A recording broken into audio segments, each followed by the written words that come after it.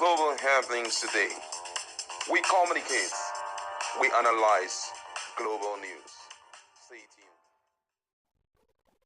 Hello beautiful people, welcome back to Global Happiness Today YouTube channel. There is this trending video and announcement made by Abure-led government of Labour Party, where he mentioned that there is actually a creation and a directorate for obedient movement within Labour Party, and insisted that they now have chairman, they also have a secretary who are going to be taking charge, and they've appointed so many leaders within. Of course, there have been reactions and counter reactions, and many Nigerians are wondering, is now obedient movement, are they now a fraction, or do they now have a directorate now in the Labour Party?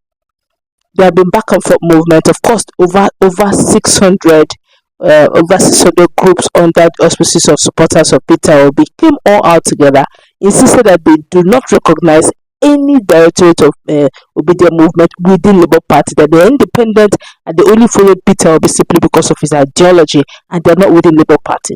Of course, barely 24 hours later, another counter press release came out insisting that they have already chosen leadership within the Labour Party Directorate Obedient Movement, and they're okay with it. In fact, they have the diaspora Peter Obi has watched it. It looks like there's a lot of power tussle within Labour Party, and this is what Peter Obi has had to say because it was getting out of hand. Now, according to him, he just posted this a few minutes ago. He said, this coming from Peter Obi personally, he said, I like to categorically state that the obedient movement is not a directorate of any particular political party. Any individual or any group of individuals do not own such body. Now, he didn't stop there. He also went further to say that all individuals claiming to be leaders of this non-existent directorate are simply not members of the broader obedient movement. He said there may be a youth mobilization directorate in political parties, but the obedient movement is far beyond a particular political party.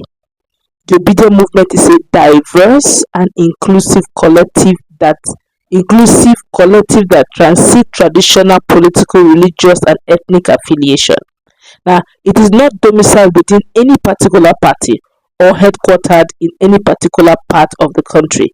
Its membership spans across Africa and the globe, comprising of individuals from various backgrounds, including rural communities and private, public, and corporate entities, united by a shared vision for a new and better Nigeria, guided by the principles of adaptive and transformative change, progress, discipline, and democratic values.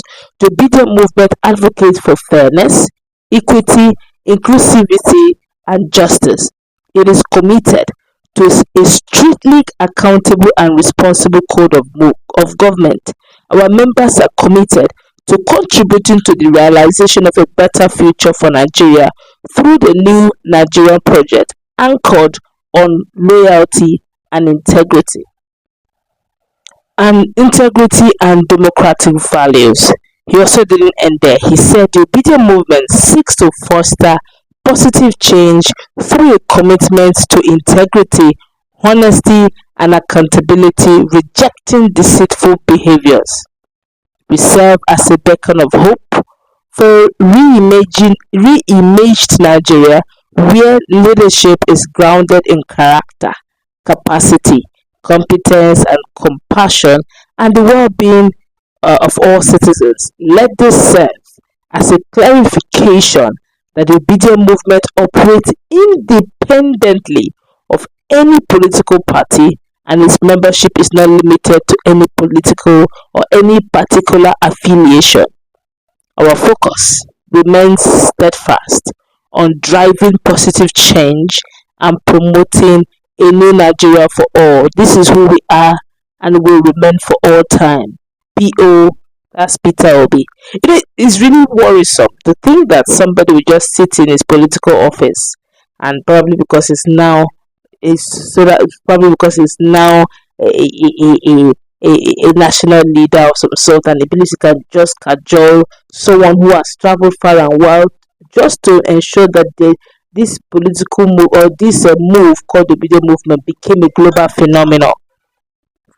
Peter Obi took time to travel far and wide just to make sure that this obedient movement becomes a reality. He made sure that it was not an affiliation of any particular party, where you hear things like I'm an obedient, and you check out the person is the CEO of a particular sector of the economy, bank of industries, and all manner came in, big boys of all parts that came in identifying with the movement. Persons donated their houses, their buildings, persons donated huge sums of amount. Of course, that cannot be some little boys. We still have those of course who are youth, university students who also identify with the movement. It was the wave of a better Nigeria, and it had not.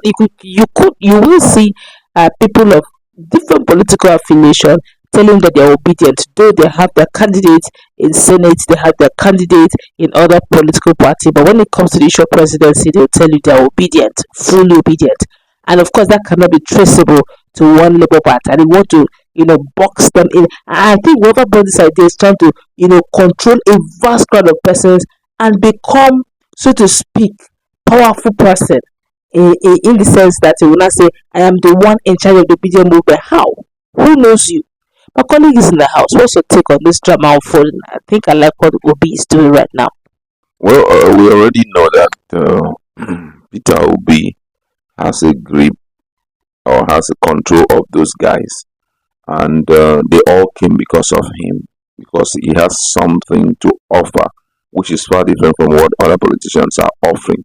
That's why he was able to secure that number of support from myriads of people. It's not just people from one ethnic group. We're talking about everyone who is in love with good governance, everyone who is in need of immediate change, everyone who wants to taste the dividend of democracy, everyone who wants to see the real democracy being played out in Nigeria. Peter Obi is a figure, and that's why everybody, came from nooks and crannies from all ethnic groups, to support him. So for you to create a particular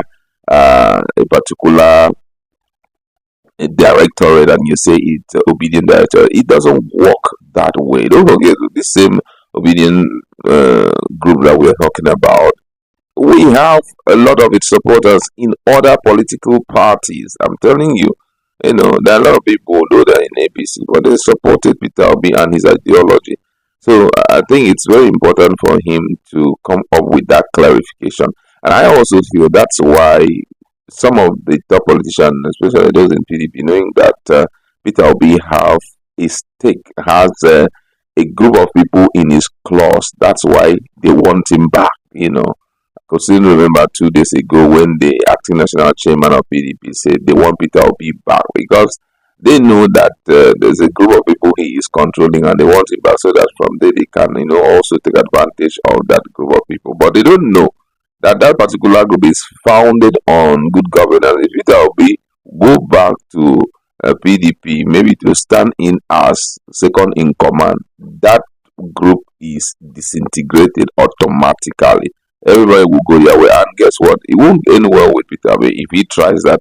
And that's why I was of the opinion that he needs to possibly, if Labour Party cannot align with his ideology, if it keeps rolling out issues every now and then, possibly he should, think of starting a fresh party called the Obedient Party, where some of the things he has talked about and some of the things he stands for is the ideology of such party. So right now, I think what he had done is the ideal thing to do so that he will be able to have for keeps again those people who are standing strongly behind him, not just because of him, but because he is representing good governance, he's representing integrity, he's representing true democracy, he's representing, the People's Party. That's just it. All right, we could go on and on, but let's wrap it up here. What's your take? If you ask me, I particularly love what Peter Obi did, clarifying every issue on this matter. I guess Abure will need to rest on this matter.